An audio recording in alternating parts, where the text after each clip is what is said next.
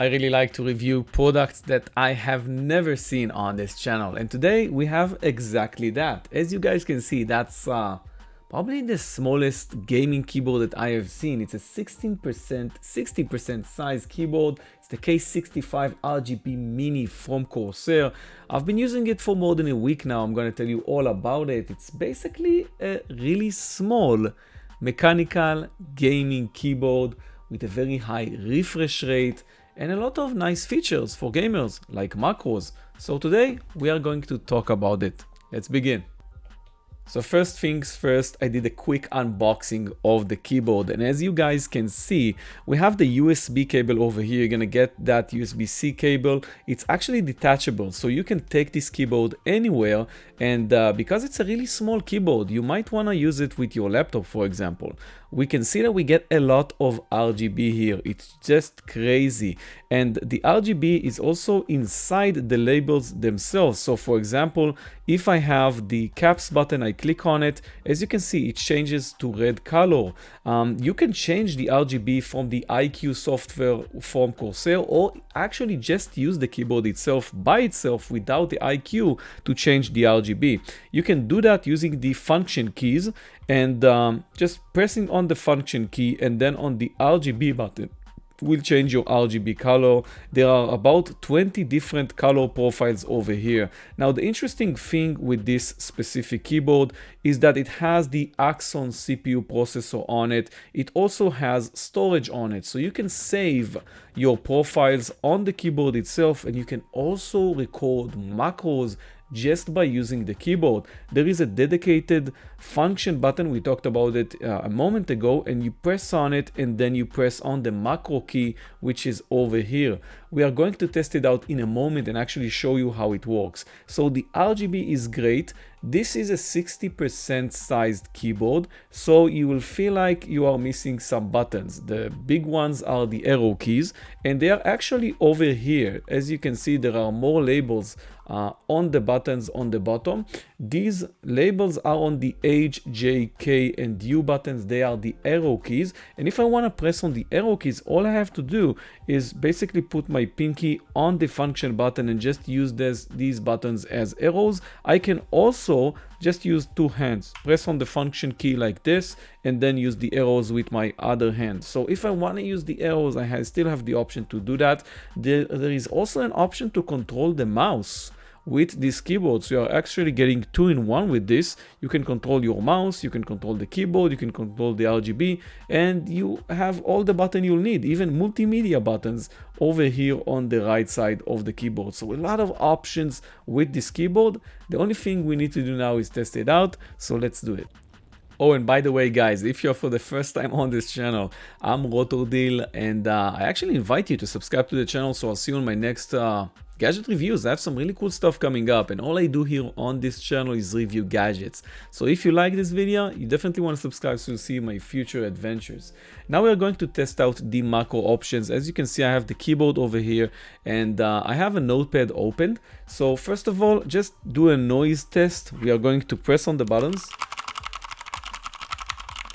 So it's not an ultra loud keyboard, it's still a mechanical keyboard, so we can still hear the keys, but I don't think it's as loud as some of my big mechanical keyboards that I have tested recently. The first thing I want to test out is how it feels when typing. I can already tell you guys that you are not getting a handrest with it, so you'll probably need to do something if you are planning to use this for the long run. You probably need some kind of small handrest you wanna add to this keyboard. The keyboard feels great in terms of how it types. The keys are very fast. The processor on the keyboard itself has a very high refresh rate. You can get up to 4000 Hertz or 8000 Hertz, depends if you're looking at the different options that they mention here, which is one of them is the polling rate and the other is I forgot what it is. Oh, so it's 8000 Hertz hyper polling and 4000 Hertz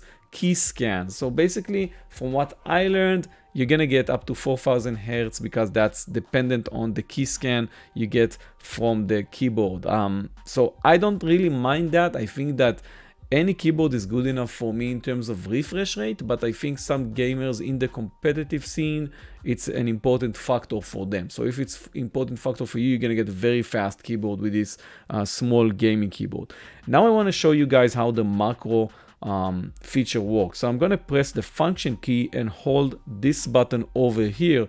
That's the macro button. After 2 seconds, it's going to change color to red. I hope you guys can see it over here.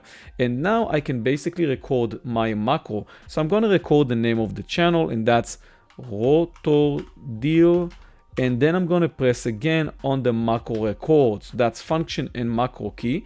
And now I'm going to press the key which I want the macro to be saved to. So in this case, it's going to be function and then Y. So now I actually saved function Y to this macro. So I'm going to clear out my notepad over here and then press the macro key, function and Y, and then just not use the keyboard.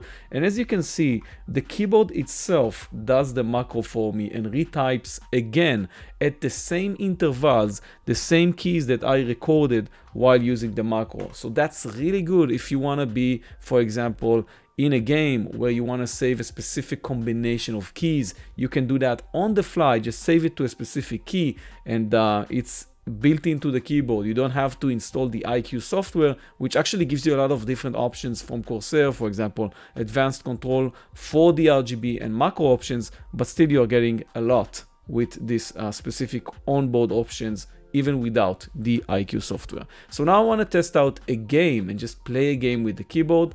Let's do it. Now the game I chose for this is Skatebird, and I want to talk about something else if you guys don't mind. We are all now hearing about what's going on in Ukraine, and actually if you want to get some games and contribute to the people who are really in need right now, each has a sale right now for around, I think, like 500 games, 1,000 items for around $10 of an investment, which is going to be donated. So I donated myself to this, and I got around 1,000 items, hundreds of games, and I also donated to the people of Ukraine using this amazing contribution that is currently going on. I'm going to put links in the video description down below if you guys want to contribute and actually gain access to hundreds of games, which are basically from developers who want to assist in the situation in Ukraine. So let's just open Skateboard. There's a lot of new and good games here, by the way, if you like indie games other than that, but we want to test out the keyboard today, so let's do it. Okay, so this is a really cool game where you have to control this little bird and actually do some actions and flips, and you can also jump and do stuff like that. So we are going to test out the keyboard. I'm actually testing it now with both of my hands just to see how it feels, and I already have a couple of hours with it, but still I wanted to show you guys how it actually behaves. So I'm going to do another flip over here, probably another jump. And I really like this game. It's really cute, and you can do a lot of stuff. The room here is kind of big. You have a lot of opportunities to chill out and do some cool stuff with this board and with this bird, and actually you can customize it. So the keyboard feels great, as you can see. I'm doing some flips. I can jump. I hope I'm going to survive this. And all in all, it really well behaves. You really feel like the quality of the keyboard is very high. The double shot PBT keys are of very high quality. You can actually customize them and separately buy different colors of keycaps if you want to do that. I did that mistake just to see how I can probably land that shot. Let's do another jump over here. Oh my god, here I landed it. And yeah, I like this keyboard. It's very small, as you guys can see, and it's portable. I can take it anywhere and play anywhere. So put it in your bag and go play. I love it. Okay, so two more things I want to add here is that in the box, you're actually going to get this keycap puller, which you can use to take out the keys. It's really hard to take any of the keys out without this. You're going to get an alternate key with the Corsair logo, which you could probably use on any of these, or the escape key. There's another space bar. So if you want to have a space bar that doesn't have RGB on it, or that much RGB on it, you still get the option to install this out. The keys here are MX Cherry Red, and they are great. I actually use them on my primary keyboard, so I think they're doing a good job if you like very responsive and clicky keys. And as you can see, here it is. So it's very easy to substitute the space bar on this keyboard or any other key. And that's it, guys. That's the Corsair K65 RGB Mini. Also on the back of the keyboard, by the way, you can see that you get these 4 rubber pads. They are really great at keeping the keyboard in place. So if you are putting this on a table, on any type of table, you will feel like the keyboard is very sturdy and it will not move once you actually press on the keyboard. The keys are very stable in place. Probably the best I've seen up until now out of testing around 10 keyboards. And the quality here is really well done. The only thing I actually wanted Corsair to change is by adding the included cable and the plug to the sides of the keyboard and not the middle, because a lot of people like me actually do some cable management, and having the cable going in the middle of the keyboard doesn't allow to do some cool stuff you can do with for example a swirly cable or something like that.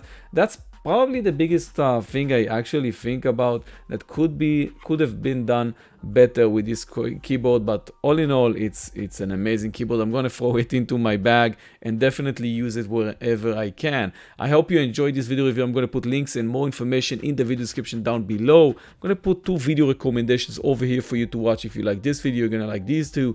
Another one over here, and the option to subscribe. So I'll see you on my future gadget reviews. I have some really cool stuff coming up. You don't want to miss out on these. Thank you very much for watching. I was Roto Deal. Bye bye.